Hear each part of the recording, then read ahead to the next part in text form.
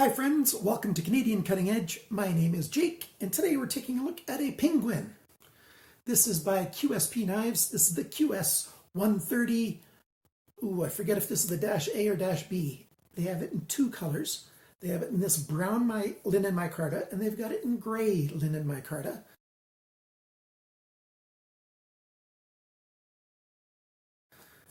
And it is a sheep's foot blade, saber grind, and made out of D2 steel. And I've already told you that it's micarta. Smaller knife, just a tiniest bit over 3-inch blade, which is unfortunate, but it wouldn't be that hard to just regrind this down just a tiniest little bit so that it'd be within 3 inches. And if somebody wants to buy this from me, but I can't sell this for another month until this is May, until the beginning of July is when this would become available. If the Patreon winner doesn't choose this knife, that is. And I really like thumb stud knives, and you might too. It's, pocket clip right and left. So there's a lot of good things to say about this knife. So if you're interested, stick around. The details are coming to you with a full review right now.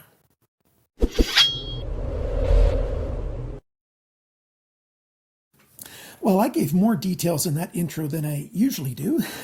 Let's begin in this tabletop view with a bit of a comparison. This is the Ontario Rat 1. That's the larger of the Ontario Rat knives.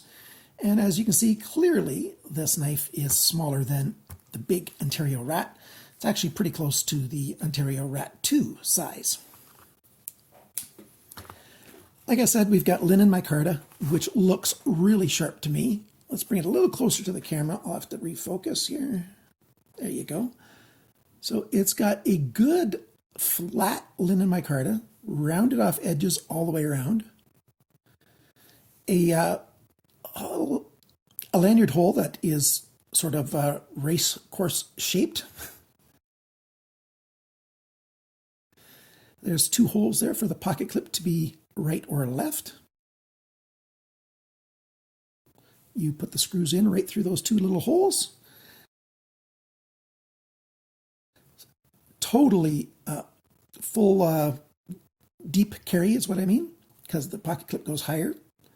It inserts right there on the end. I've got better pictures of that later on. It's open pillar construction. Those are hourglass shaped posts right there that assemble the knife. There's no skeletonizing on the liners. The liners are actually fairly thin, stainless steel. You've got your stop pin right there. You've got nice jimping on the thumb rest right there on the blade. It's not really a thumb riser, it's just flat. So that's quite nice. Thumb studs, sort of the top of them is that traditional beehive shape. We've got a flat driver on the show side here, a pivot pin, because it's not free spinning. T8 screw here, Torx T8 there, and the rest of these screw heads are T6s. If you take a look at the pocket clip this way, you can see there's lots of space here. It actually slides to the bottom of the pockets every single time, even though there's just a little bit of the rounded screw sticking up there. And I thought this might become a hot spot right here. See, the pocket clip comes up and ends, pointing up, but it didn't create a hot spot in either of my hands. And I moved it to both sides, and no, it was not an issue at all. We've got the flat handle here, so there's not really a finger choil, but there's a bit of a guard right here, and just a little bit of a guard right there on the end of the handle. As you can see, it gets a little swollen this way, a little bit right there. It's not quite flat on the top. It's actually slightly rounded, and very nice feeling in the hand. This knife, actually, let's talk about the blade first. The blade is pretty much flat on the back, and we've got the sheep's foot front.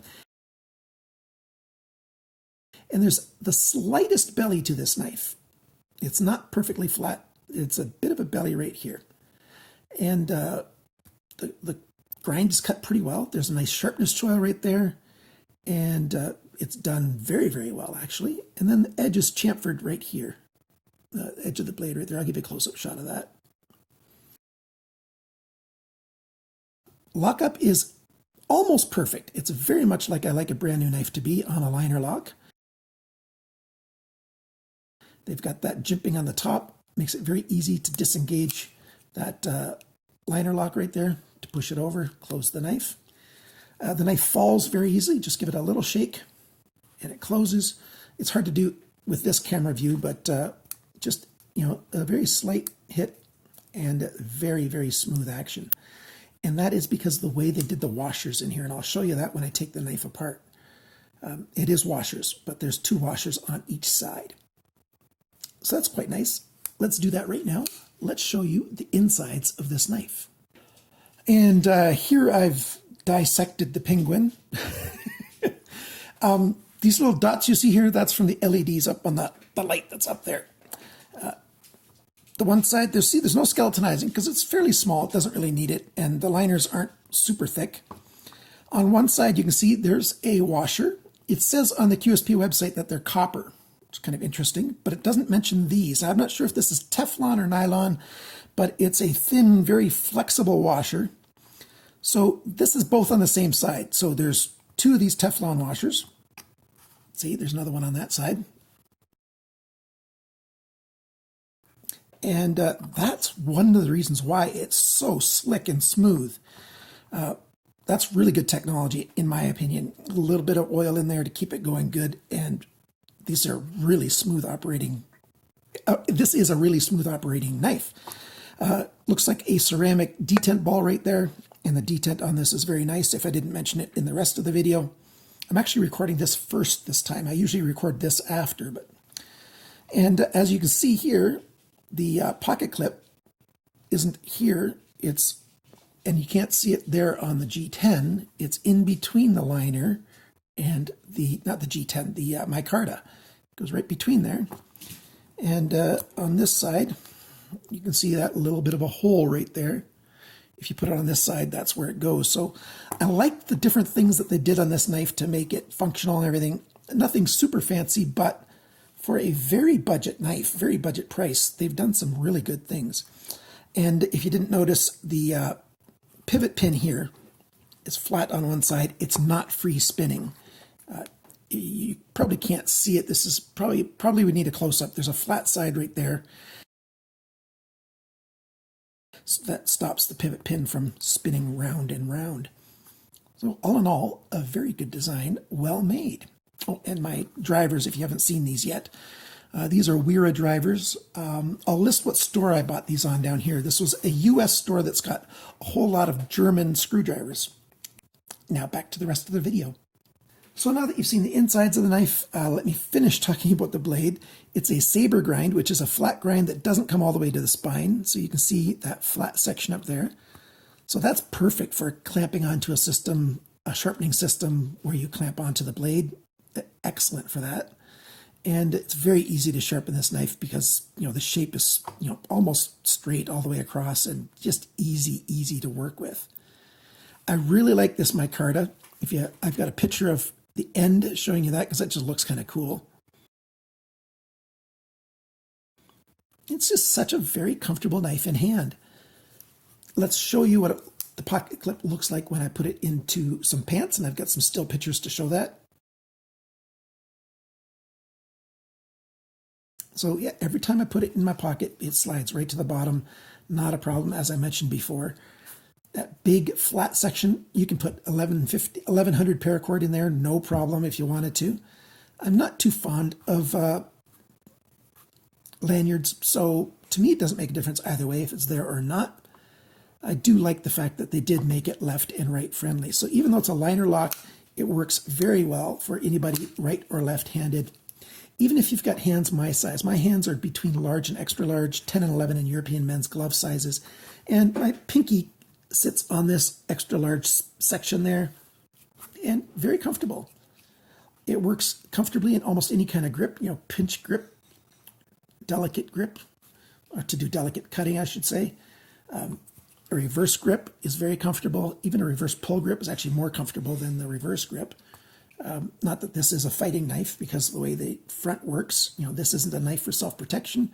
This is a really good everything other than self-defense kind of knife. if you want, a 3-inch knife. Let's go over all of the sizes right now. So let's put this on the screen here. Most of you know when this is on the screen, I'm talking about the specs of the knife. 91 grams, 3.15 ounces, 165 best, that's how sharp the cutting edge is from the factory. 200 and less is considered very sharp, so that's good.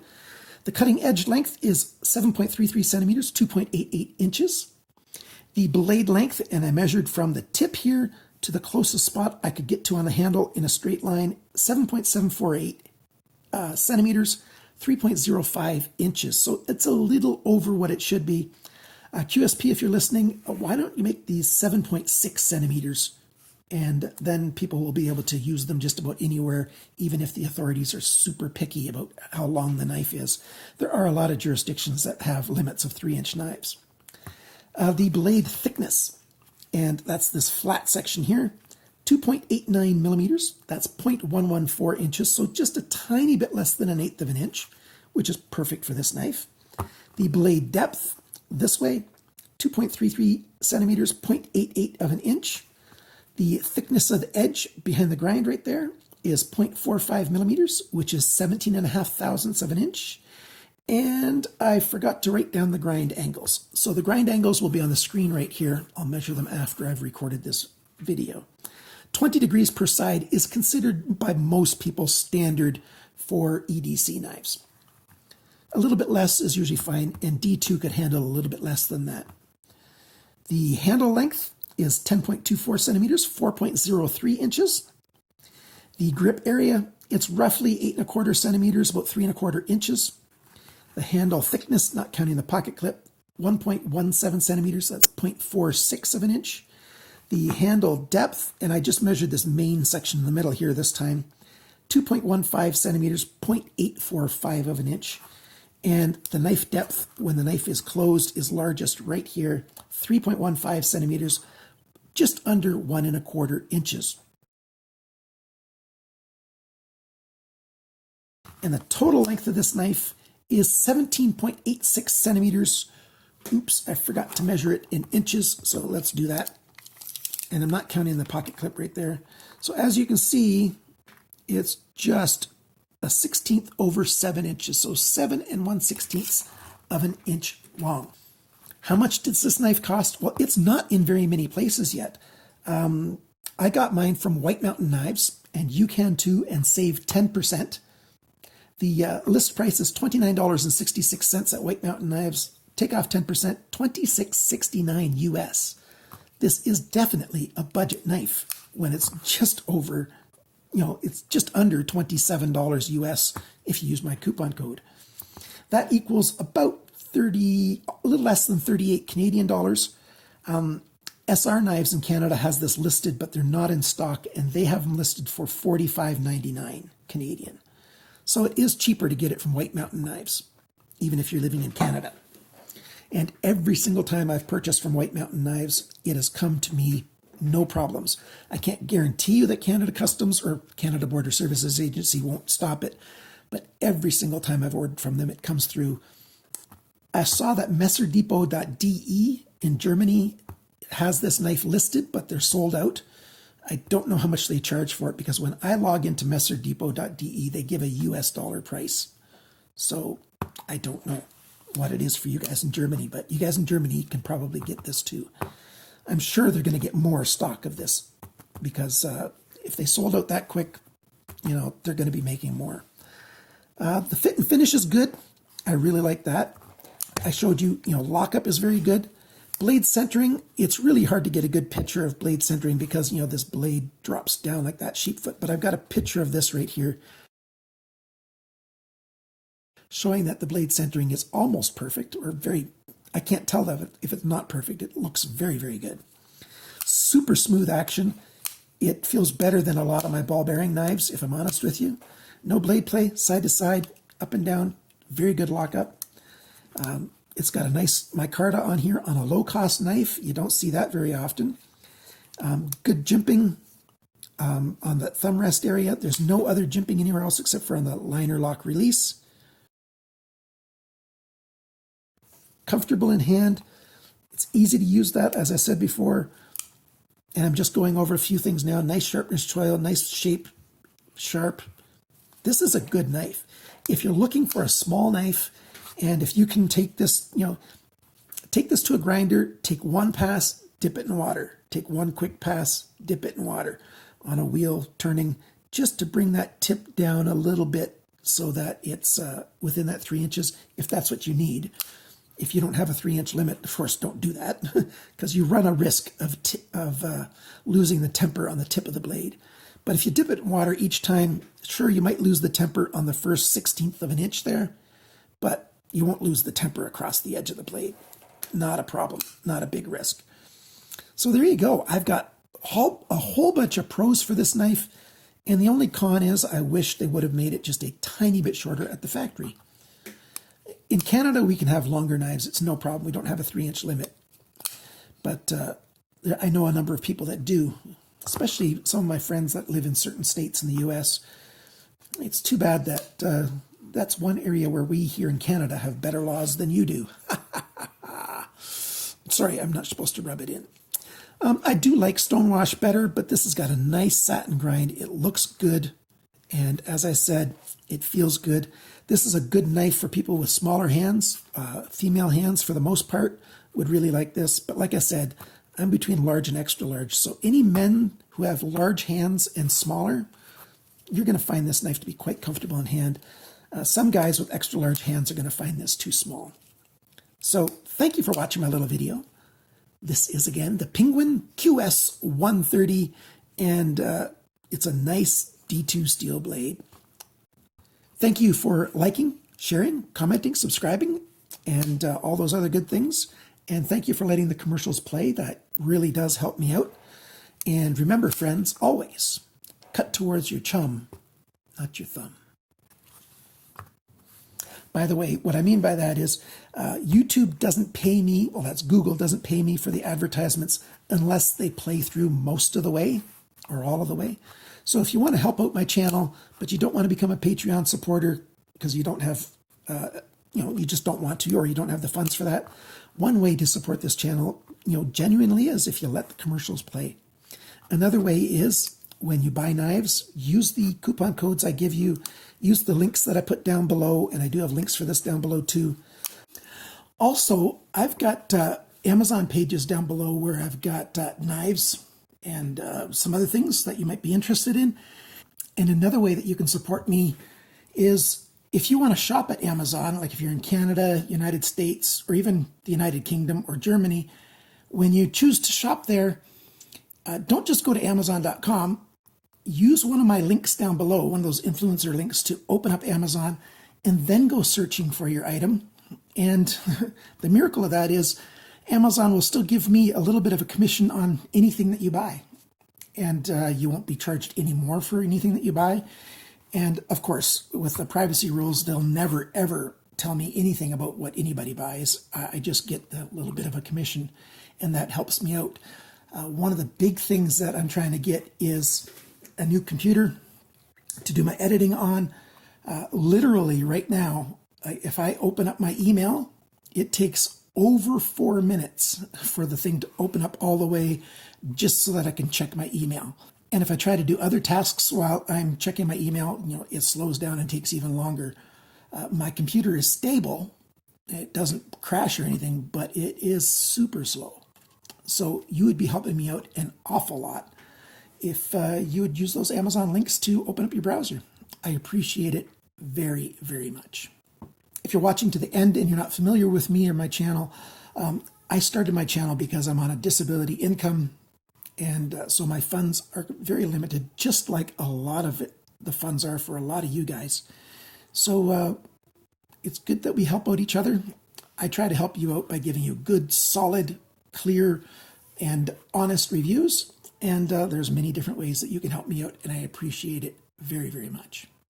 Have a great day. Bye for now.